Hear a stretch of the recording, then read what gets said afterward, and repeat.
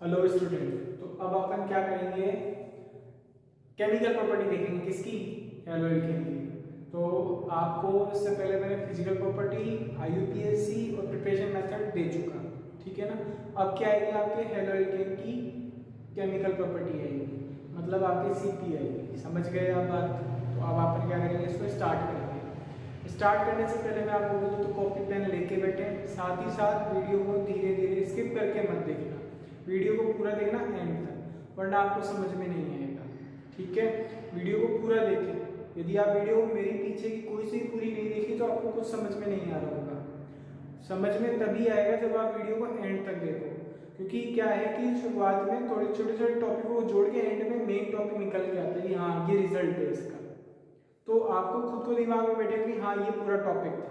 अब आप आधा देख के फिर स्किप मार रहे तो कोई मतलब नहीं है देखने का, इसलिए पूरा देखो। तो चलो अपन स्टार्ट करते हैं, ठीक है। तो अब अपन क्या लेंगे, केमिकल प्रॉपर्टी। तो केमिकल प्रॉपर्टी क्या है एल्केन की, तो एल्केन की नहीं, मोनोहेलो एल्केन की। तो मोनोहेलो एल्केन में आपको बताऊं तो RX है कोई। अब R का मतलब कोई ना कोई तो एल्काइल ग्रुप होगा। अब ये जो एल्काइल ग्रुप है, ये मान लो कोई एक कार्बन तो होगा ना कम से कम।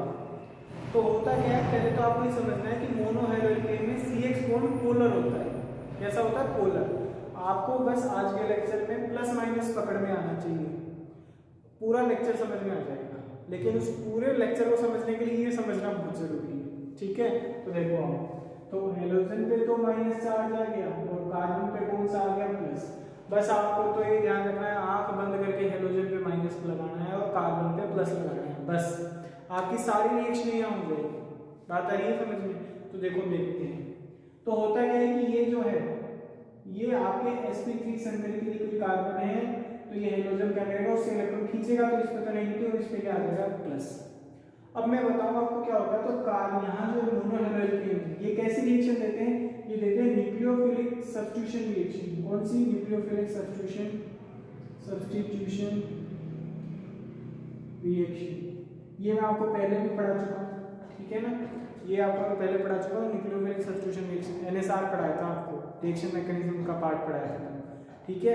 पार्ट 1 के अंदर ये मैंने आपको डाल रखा है, मैं इसमें आपको नीचे लिंक भी दे दूंगा न्यूक्लियोफिलिक सब्स्टिट्यूशन रिएक्शन का, ठीक है, वहां से देख लीजिए। तो न्यूक्लियोफिलिक सब्स्टिट्यूशन रिएक्शन में होती क्या है, अब वो सुनना। पहले तो न्यूक्लियोफिलिक का मतलब समझना है। तो न्यूक्लियोफिलिक आपको पता होगा, नहीं देखा तो प्लीज पीछे से जाके देखना। न्यूक्लियोफिलिक का मतलब ये है कि जो न्यूक्लियस को लव करता है, इसका मतलब खुद पे उसके पास माइनस चार्ज होगा। समझ में आ रही है बात। तो होता क्या है कि कोई RX होता है तो उसको कोई एक ऐसा ग्रुप हो जिसपे क्या हो, A-, तो वो क्या करते हैं, X- को यहाँ से हटा देगा और R के साथ वो जुड़ जाएगा। बात आ रही है समझ में। तो होगा क्या रिएक्शन में कि R A- जाके जुड़ जाएगा, प्लस का निकल जाएगा, मतलब A- जाके जुड़ जाएगा और X- निकल जाएगा। तो ये चीज आपको पहले समझनी है। आई बात समझ में, पूरी चीज समझनी है कि ये X निकलेगा तब A- जाके जुड़ेगा, तब जाके क्या बनेगा, एल्केन RA, मतलब सब्स्टिट्यूशन हो गया, न्यूक्लियोफाइल जाके हटाता है। तो न्यूक्लियोफिलिक सब्स्टिट्यूशन रिएक्शन का मतलब ये होता है। समझ में आएगा। चलो आगे चलते हैं। अब यहाँ पे क्या है, आपके रिएक्शन देखो दो, SN1 और SN2। न्यूक्लियोफिलिक सब्स्टिट्यूशन रिएक्शन के दो टाइप है, SN1 और SN2। मैं आपको पहले ही बताया था, मैं बताऊंगा। तो SN1 SN2 दोनों देखते हैं। तो देखो दोनों देखते हैं। SN1 रिएक्शन कौन सी है, SN1, और एक अपन यहाँ क्या करेंगे, SN2 रिएक्शन, ठीक है। SN1 रिएक्शन में आपको बताऊं तो यहाँ पे क्या है कि CH3 CH3 और ये आपका क्या हो गया, एक X। क्या है, X कोई भी हेलोजन हो सकता है, ठीक है। आपको क्रियाशीलता बता रखी है, टेंडेंसी तोड़ने की, कि HI वाला पहले बॉन्ड टूटता है, तो हाँ यहाँ समझ गए ना, आयोडीन पहले निकलेगा, क्योंकि आयोडीन की लिविंग टेंडेंसी अच्छी है, छूटता जल्दी है। लिविंग टेंडेंसी यदि मैं बात करूँ तो आयोडीन और फ्लोरीन में से तो आयोडीन पहले निकलेगा कहीं से भी, ध्यान रखना है ना। अब इस पे क्या होता है, जब आप किसी बेस का अटैक कराते हो तो बेस का अटैक कराने के आपको प्रोडक्ट मिलता है, देखो ये CH3 ठीक है, देखते जाओ। देखो CH3 ये CH3, ये दिख नहीं रहा होगा आपको तो मैं पूरा लिख रहा हूँ CH3, और ये बन गया आपका OH प्लस क्या निकल गया आपका X माइनस, ये निकल गया। देखो दूसरी चीज SN2 रिएक्शन का मतलब समझना, बताता हूँ SN2 क्या है। SN2 रिएक्शन है क्या, सुनना। SN2 रिएक्शन में क्या होता है, आपको एक CH3 X लेना है और उस पे क्या करना है, OH माइनस का अटैक कराना है, न्यूक्लियोफाइल का अटैक कराना है। तो ये प्रोडक्ट क्या बनेगा, CH3 OH plus X minus. ठीक है, ये SN2 रिएक्शन में SN1 है। अब इनका मतलब बताता हूँ।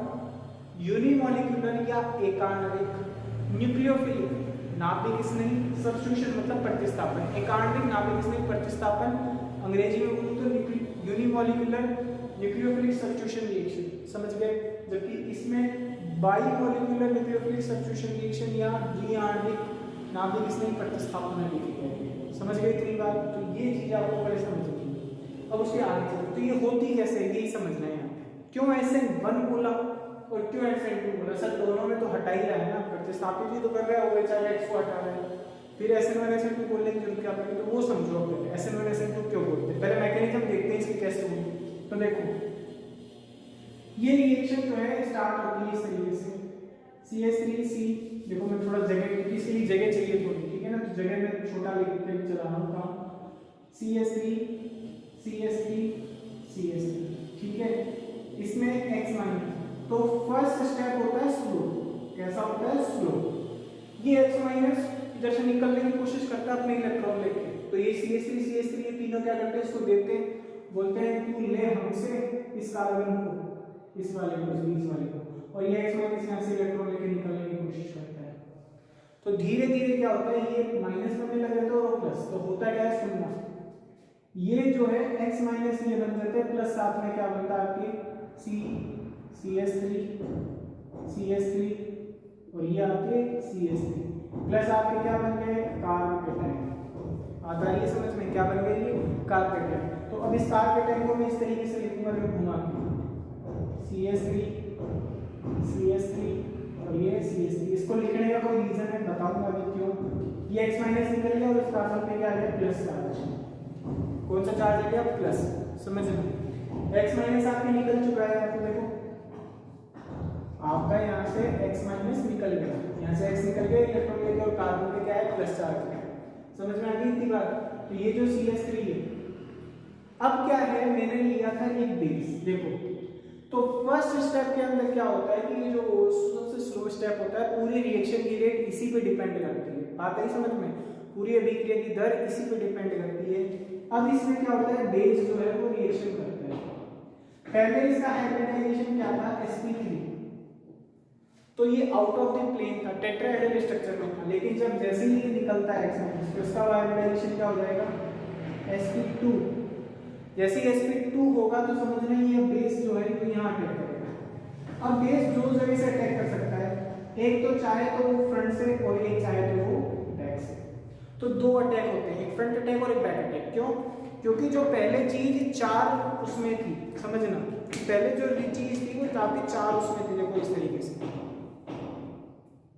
टेट्राहेड्रल शेप में थी, कि दो तो आपके प्लेन में थे, देखो इस तरीके से, ये तो दो प्लेन में थे, एक प्लेन में था और एक आउट ऑफ द प्लेन था, ठीक है।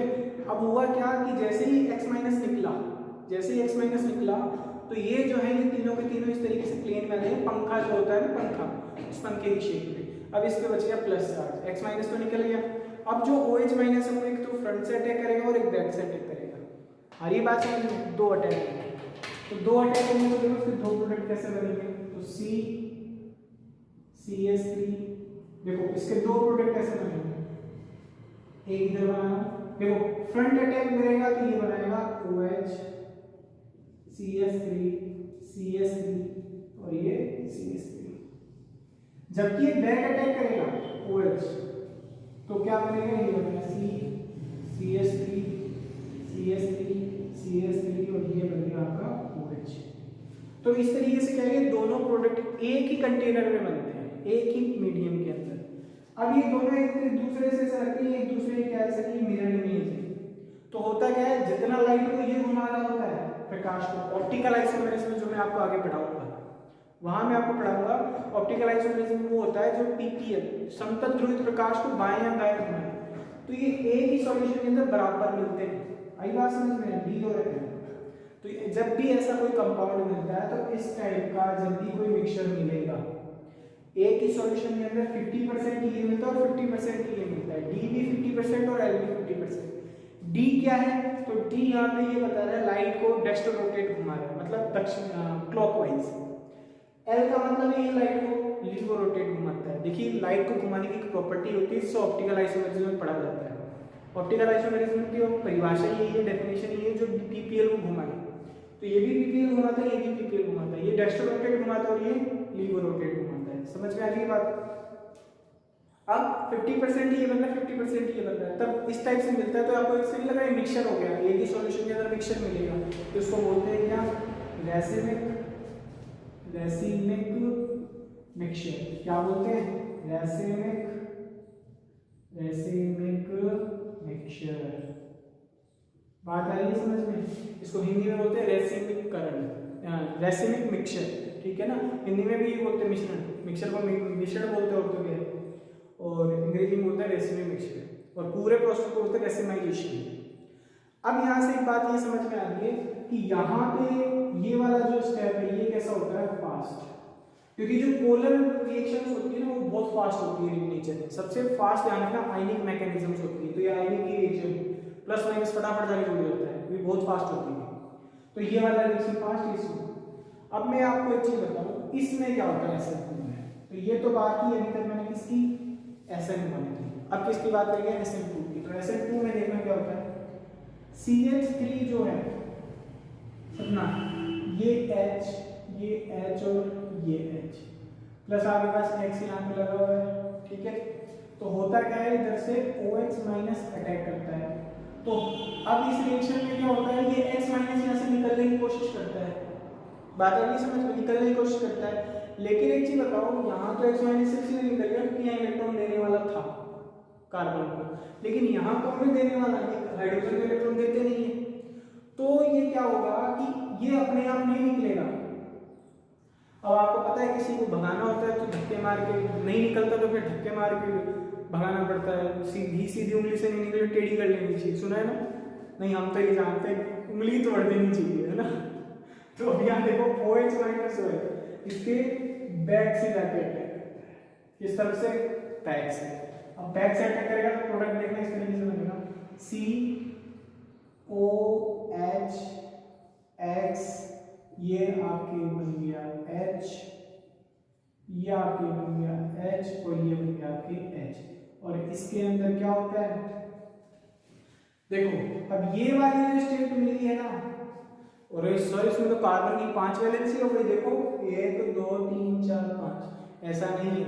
होता क्या है कि ये जब आगे जुड़ रहा होता ना, उसी समय ये भी निकल रहा होता है इधर से, बोला तू चल में आया, आई बात समझ में। तो OH इधर से आएगा तो उधर से क्या होगा, ये हेलोजन निकलता हुआ होगा, बात आ गई समझ में। तो ये क्या है, यहाँ से जुड़ेगा तो इस समय इसका हाइब्रिडाइजेशन ये मत सोचना है sp3d हो जाएगा, नहीं, इसका sp2e या bb। आगे बात समझ में, sp2e आईआईटी पूछा हुआ है। तो इस फेज को बोलते हैं, ध्यान रखना, संक्रमण अवस्था। क्या बोलते हैं, संक्रमण अवस्था। क्या बोलते हैं, संक्रमण अवस्था, मतलब ट्रांजिशन स्टेट। क्या बोलते हैं, ट्रांजिशन स्टेट। तो इसमें ट्रांजिशन स्टेट मिलती है।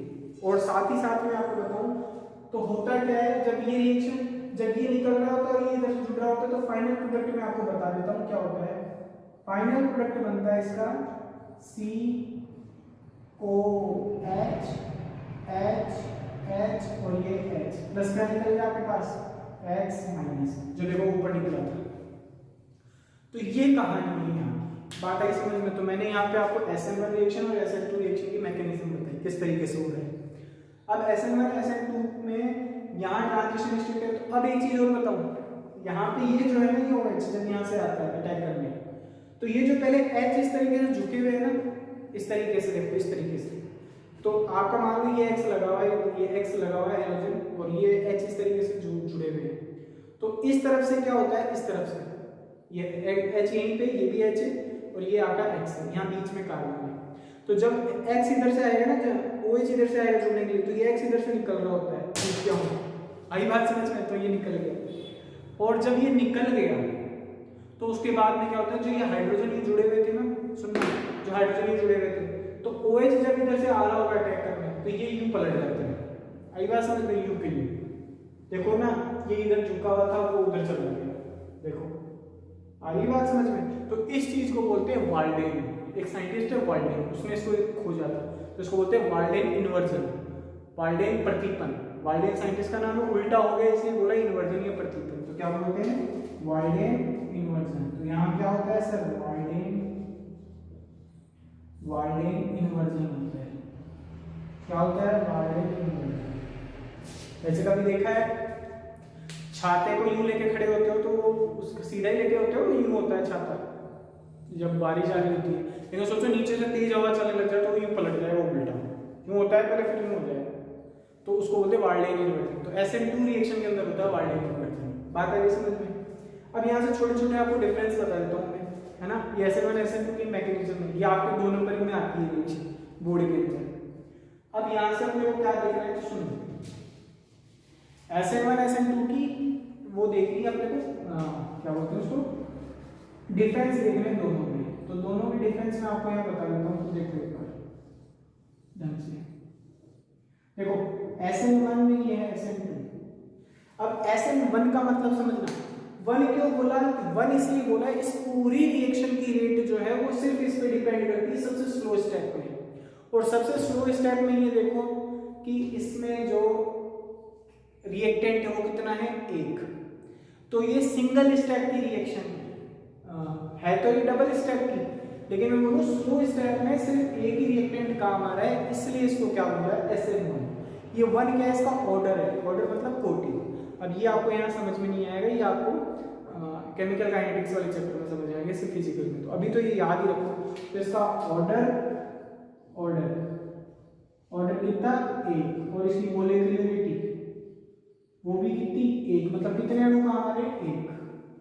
इसका ऑर्डर 2 और इसकी मोलेक्युलरिटी 2, इसलिए इसको SN2 रिएक्शन बोला और इसको SN1। न्यूक्लियोफिलिक सब्स्टिट्यूशन का मतलब समझ गए? अच्छा, ये कितने स्टेप में हो रही है? तो 2 स्टेप में हो रही है। कितने में? 2 में। ये कितने स्टेप में हो रही है? ओनली 1 स्टेप में। 1 स्टेप में वो उधर से OH जाता है और उधर से Cl निकलता है, यही काम होता है बस। उतने में OH आगे जुड़ता है, X निकल जाता है, एक ही स्टेप में होती है, ध्यान रखना। उसके बाद में यहाँ जो रिएक्शन का रेट है, रेट ऑफ रिएक्शन जो है वो किस पे डिपेंड कर रहा है? सीधे सीधे इस पे डिपेंड करता है, किस पे? Rx पे, इसकी कंसंट्रेशन पे। आई बात समझ में? 1 का मतलब ये कि इसके आगे कंसंट्रेशन कितनी लगेगी? 1। अभी तक ध्यान रखो, ठीक है। और यहाँ जो है वो किस पे डिपेंड कर रहा है आपके? ये डिपेंड कर रहा है आपके, देखो ये जब तक यहाँ आता नहीं जुड़ने के लिए तब तक ये X निकलता नहीं, इसका मतलब ये रिएक्शन जो है इस पे और इस पे दोनों पे डिपेंड करेंगे। ये तो अकेला X को निकाल देगा, लेकिन यहाँ नहीं निकाल पाएगा। तो ये इसका मतलब यहाँ जो रेट ऑफ रिएक्शन है वो किस पे डिपेंड कर रहा है आपके? RR जो है वो आपके डिपेंड कर रहा है किस पे? Rx की कंसंट्रेशन पे और OH की कंसंट्रेशन पे। तो ऑर्डर में बताऊँ तो ऑर्डर होता है 1 और 1। तो इन दोनों का जो प्रोपोर्शनल कांस्टेंट की घाता में लग रहा है, दोनों को जोड़ोगे तो वो SN2 है। समझ गए बात? अब यहाँ पे जो रिएक्शन में कार्बोकेटाइन बन रहा है, तो कार्बोकेटाइन यहाँ पे ध्यान रखना 3 डिग्री सबसे ज्यादा फास्ट रिएक्शन करता है, फिर 2 डिग्री, फिर 1 डिग्री, यहाँ पे ध्यान रखना फिर 0 डिग्री। और लेकिन यहाँ पे ध्यान रखना 0 डिग्री सबसे फास्ट रिएक्शन करेगा, फिर 1 डिग्री, फिर 2 डिग्री और फिर 3 डिग्री। तो ये पूरा एक तरीका है, समझ में आ रही है बात? तो ये दोनों में अंतर करते चलना, बात आ रही है समझ में? यहाँ पे आपको कार्बोकेटाइन मिलता है, लेकिन यहाँ पे आपको ट्रांजिशन स्टेट मिलती है। क्या मिलती है? Transition state. ध्यान रखना, ट्रांजिशन स्टेट मिली थी ना, ट्रांजिशन स्टेट। दूसरी चीज यहाँ पे आपको जो है रैसेनिक मिक्सचर मिलता है। क्या मिलता है? रैसेनिक मिक्सचर SN1 के अंदर मिक्सचर, जबकि यहाँ पे आपको क्या मिलता है? SN2 के अंदर यहाँ मिलता है आपको वाल्डेन इन्वर्जन। क्या मिलता है? वाल्डेन इन्वर्जन, वाल्डेन प्रतीपन, जो हाइड्रोजन में जोड़ने वाला बताया था मुझे। तो इस तरीके से SN1 SN2 पूरी रिएक्शन होती है। बात आई समझ में? इसमें बोर्ड कोई पॉइंट ऑफ व्यू से बहुत इंपॉर्टेंट रिएक्शन है, ध्यान रखना। एक तो अंतर पूछ सकता है, अंतर के साथ साथ मैकेनिज्म, तो ये आपको आनी चाहिए। तो मैंने SN1 SN2 आपको पूरी कराई, ठीक है। मैंने वहाँ जब आपको न्यूक्लियोफिलिक सब्स्टिट्यूशन पढ़ाई थी तब बोला था मैं वहाँ पढ़ाऊंगा, तो ये यही है। अगली बार समझ में। अब कईयों के दिमाग में आती है सर यहाँ 3 डिग्री क्यों लिया और यहाँ ऐसा क्यों है, तो सुनना, यहाँ जब OH अटैक कर रहा होता है ना, पहले SN2 का बताता हूँ, तो हाइड्रोजन छोटा ग्रुप है, छोटा ग्रुप है तो OH आसानी से अटैक कर जाएगा, यहाँ त्रिविम बाधा नहीं लगेगी, स्टेरिक हिंड्रेंस नहीं लगेगा, जबकि यहाँ स्टेरिक हिंड्रेंस अच्छा खासा लगेगा। सोचो इसको इसकी जगह ले लेता तो ये OH यहाँ अटैक नहीं कर पाता आसानी से, क्यों? क्योंकि CH3 बड़ा ग्रुप है हाइड्रोजन के कंपेयर में, तो घुसने में दिक्कत तो आएगी ना, ठीक है। ये छोटे ग्रुप से बीच में जल्दी घुस जाएगा, इसलिए क्या होता है यहाँ ये 0 डिग्री सबसे फास्ट रिएक्शन करेगा SN2, लेकिन 1 यहाँ 3 डिग्री सबसे फास्ट रिएक्शन करेगा। आपको दिख तो रहा है ना पूरा, ठीक है। इसका मतलब है अभिक्रिया की दर, वेग, स्पीड, इसका भी मतलब स्पीड है, तो स्पीड यहाँ इस पे डिपेंड कर रही है, जबकि यहाँ पे सिर्फ इस पे ही डिपेंड करती है। समझ में आ गई? तो ये 2 स्टेप की 1 स्टेप की, तो इस तरीके से अंदर और ऐसा मैंने सब दोनों खत्म करती है। अब इसके कुछ एग्जांपल्स है, वो एग्जांपल अब फटाफट देख लेते हैं हम क्या है, ठीक है। तो देखो इसी से रिलेटेड एक क्वेश्चन एक बार बोर्ड में आया था, तो चलो एक बोर्ड का क्वेश्चन करते हैं, अपन बोर्ड में क्या आया हुआ है। अब इसमें क्वेश्चन देखो इस तरीके से घुमा के पूछ लेता है, कभी कभी आपको इस तरीके से देते हैं, इन दोनों में से बताओ सबसे पहले फास्ट SN1 रिएक्शन कौन करेगा? SN1। तो SN1 आपको पता है 3 डिग्री सबसे फास्ट करता है, तो 3 डिग्री सबसे फास्ट करता है, तो इन दोनों में देखो 3 डिग्री कौन है, तो x माइनस हटाऊं, तो यहाँ प्लस और यहाँ पे भी प्लस, तो अब यहाँ जो कार्बन होगा वो 3 डिग्री होगा, जबकि यहाँ कितना डिग्री होगा 2 डिग्री, तो ये सबसे फास्ट रिएक्शन करेगा। तो इस तरीके के क्वेश्चन बहुत सारे पूछता है, आई बात समझ, तो ये आप कर लो। फिर इसके अदर एग्जांपल देखो, जैसे और भी इसके एग्जांपल है, क्या क्या है इसके बाद में आपको एग्जांपल मिलेंगे इसके। देखो यदि आपको कोई ऐसे बोले C2H5Br, इसकी रिएक्शन कराऊं किसके साथ? KOH के साथ। अब ये मैं फटाफट इसके एग्जांपल लेके आपको बता दूंगा, फटाफट आपको आएगी। ये K plus OH minus CBr minus और ये C2H5 प्लस, क्या होगा?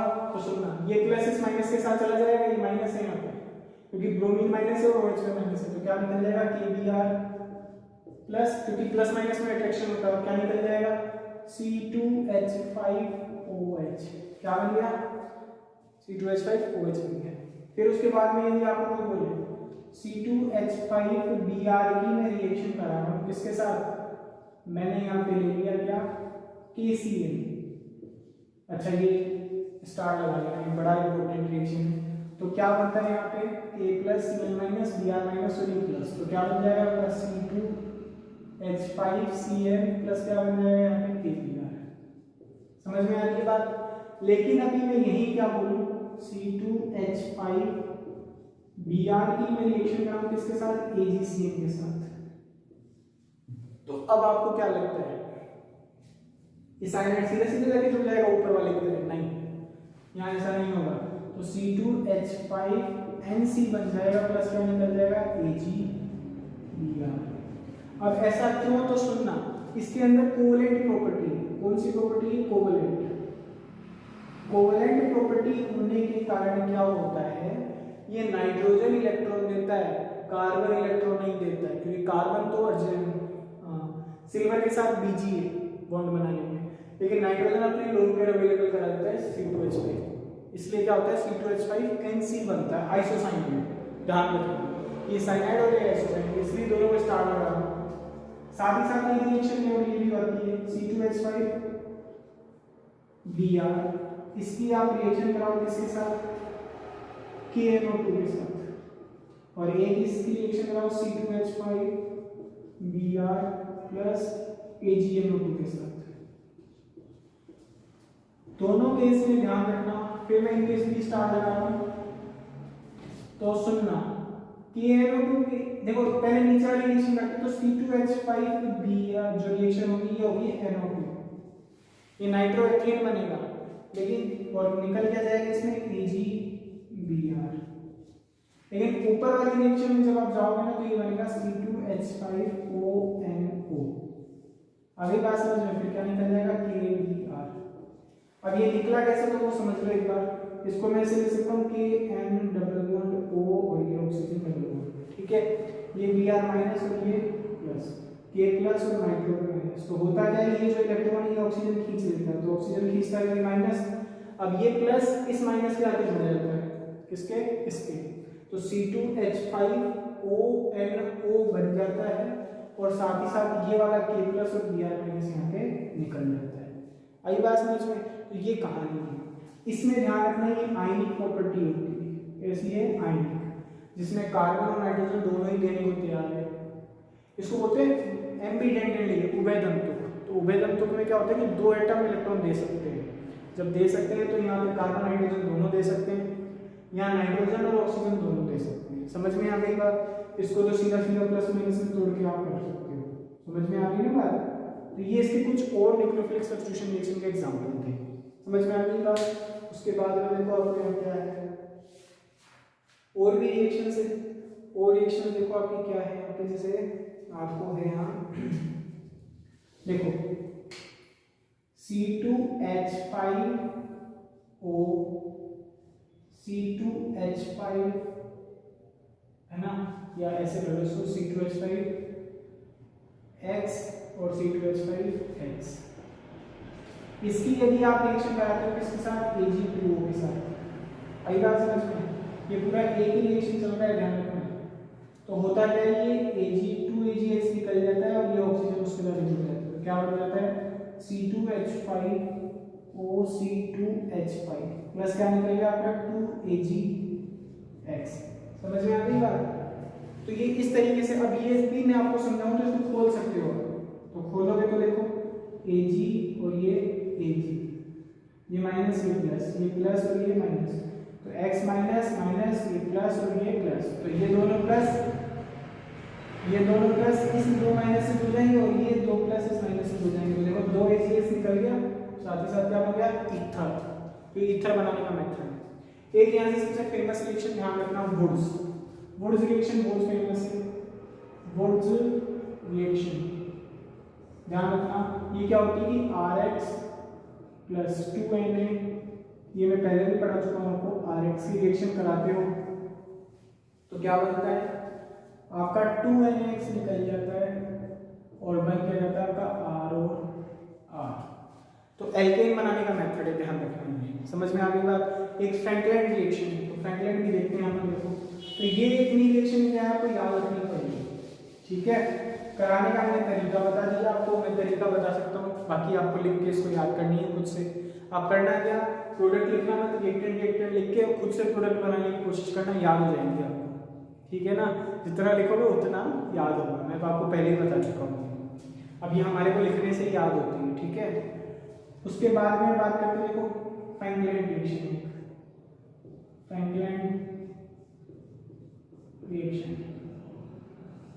ठीक है। फ्रैंकलिन रिएक्शन में क्या होता है आपके पास में, C मान लो आपने ये ले लिया कोई R ग्रुप, ये R एल्काइल ग्रुप है, ethyl methyl CH3 C2H5 C3H7 ऐसा कुछ हो सकता है, ठीक है ना। और ये एल्काइल ग्रुप है, इसमें आपने लिया RX, इसके दो मॉलिक्यूल ले लिए प्लस आपने इसकी रिएक्शन करा ली इसके साथ ZN के साथ। जब आप इसको हीट करोगे तो हीट करने पे क्या होगा, ये R और R बन जाएगा प्लस आपका क्या निकल जाएगा ZnX2। तो इस तरीके से क्या होता है, ये फ्रैंकलिन रिएक्शन है। और ये बात समझ में, तो ये इस तरीके से रिएक्शन कराई जाती है। फिर उसके बाद आपको हो जाएगा ये इंटेस्टाइन वगैरह हो गई आपकी रिएक्शन हो जाएगी। देखिए अब इसमें जो रिएक्शंस बची है, इसमें जो आपकी रिएक्शंस बची है वो मैं आपको अब इसमें जो रिएक्शन बची है एलिमिनेशन रिएक्शन में आपको पहले पढ़ा चुका हूँ, लेकिन अपन फिर देखेंगे है ना। एलिमिनेशन रिएक्शन में आपको सेट-जेट का रूल पढ़ाया था। तो सेट-जेट रूल में ऐसे बताया था कि CX है, इसकी रिएक्शन आप कराओ C देखो H, और यहाँ कोई इस तरीके का कंपाउंड हो, ये मान लो इसके पास H2 है और इसके पास में ये है H है और इसके पास इस तरीके। तो मैंने बोला था आपको यहाँ अल्कोहलिक KOH लगाते हो, तो अल्कोहलिक KOH के अकॉर्डिंग आपको बताया था। तो मैंने बोला था दो एल्कीन बनती है, एक बार तो यहाँ और एक बार यहाँ। तो आप ये सेट-जेट रूल मेरा पीछे से देख सकते हो, मैंने पूरा वहाँ डिटेल बता रखा है, ठीक है ना, एल्कीन वाले पार्ट के अंदर समझाया था ऐसा। तो इसमें दो प्रोडक्ट बनते थे, याद करो CH3 यहाँ H लगा लेना है ना, यहाँ भी H लगा लेना, तो क्या बनेगा CH3CH डबल बॉन्ड। एक बार इस HX को निकालता हूँ तो क्या बनेगा CH3CH3। एक बार इस HX को निकालता हूँ तो क्या बनेगा CH3CH single bond CH double bond CH2। तो इस तरीके से, तो ये वाला जो प्रोडक्ट है वो मेजर होता है, ये मेजर प्रोडक्ट है और ये माइनर प्रोडक्ट है। तो ये मेजर प्रोडक्ट जो है वो मैंने आपको हाइपर कंजुगेशन में बता रखा है। जिस एल्कीन के अंदर जितने ज्यादा अल्फा हाइड्रोजन होते हैं वो उतनी ज्यादा क्या होती है, स्टेबल होती है और उसी का प्रोडक्ट ज्यादा मिलता है। सेटजेफ ये बोलता है कि जितने बड़े बड़े अल्काइल ग्रुप है किसी में, जितने ज्यादा अल्काइल ग्रुप है ना वो एल्कीन उतनी ज्यादा स्टेबल होती है, उतनी ज्यादा बनती है प्रोडक्ट। इसमें अल्काइल ग्रुप देखो ज्यादा है, इसलिए ये ज्यादा स्टेबल, ये कम स्टेबल, ये कम बनेगी वो ज्यादा बनेगी। बात आ गई समझ में? तो इसको बीटा एलिमिनेशन भी बोलते हैं। तो लगभग मैंने आपको यहाँ पे रिएक्शंस पढ़ा चुकी। तो प्लीज़ आप वीडियो को शेयर, सब्सक्राइब, लाइक जरूर करें। Thanks for watching.